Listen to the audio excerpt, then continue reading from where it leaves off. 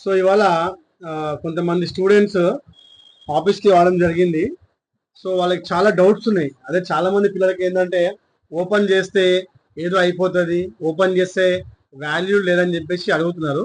కొన్ని security reasons తోని నేను పిల్లల ఒక యొక్క ఫొటోస్ నేను అంటే వీడియో చూపించాను వాళ్ళ ఫొటోస్. కానీ వాళ్ళు డౌట్స్ అడుగుతారు, అది మాత్రం వినొచ్చు.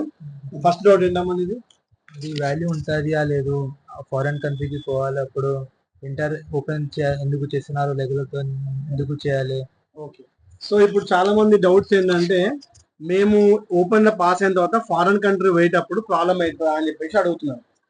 సో మళ్ళీ చెప్తున్నాము, ఈ యొక్క సర్టిఫికెట్ తోని ఫారెన్ కంట్రీకి పోవచ్చు, యుఎన్ఏలో రిజిస్టర్ అయినటువంటి 195 కంట్రీస్కి వెళ్ళొచ్చు, ఎక్కడికైనా వెళ్ళొచ్చు. పాస్పోర్ట్ ఆఫీస్లో కానీ, ఇమ్మిగ్రేషన్ ఆఫీస్లో కానీ, లేకపోతే మీకు వీసా మంజూరు చేసే ఆఫీస్లో కూడా ఎక్కడైనా సరే మీకు ఎంబసీలలో ఈ సర్టిఫికేట్ 100% నడుస్తుంది. First of all.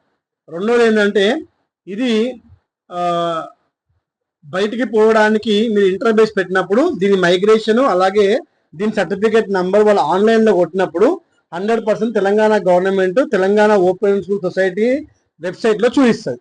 కాబట్టి నిర్మోహమాటంగా not only to Saudi Arabia లేకపోతే 195 కంట్రీస్ ఏ కంట్రీకి అయినా సరే మీరు చదువుకోవడానికి లేకపోతే జాబ్ చేయడానికి పోవచ్చు. ఇంకా అదే డౌట్ ఉంది. ఇంకేమైనా డౌట్స్ ఉన్నాయి? వేరే జాబ్ ఆపర్చునిటీ వస్తుంది. ఇంకొకటి జాబ్ ఆపర్చునిటీస్ అడుగుతున్నారు. మళ్ళీ నేను చాలాసార్లు చెప్పాను, మళ్ళీ కూడా చెప్తున్నాను.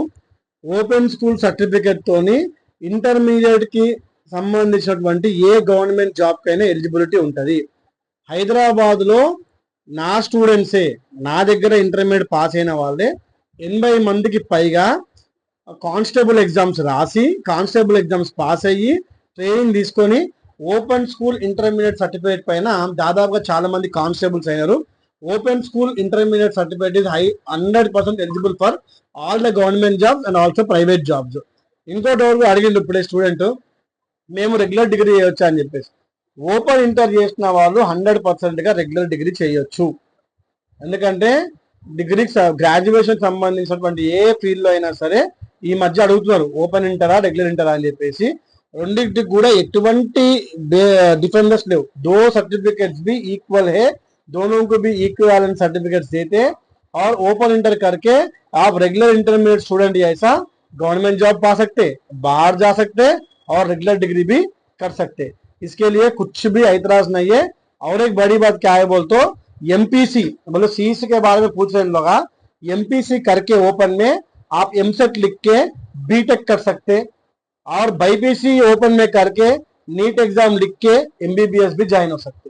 सो इतना इक्विवेलेंस ये सर्टिफिकेट को ओपन सर्टिफिकेट को है.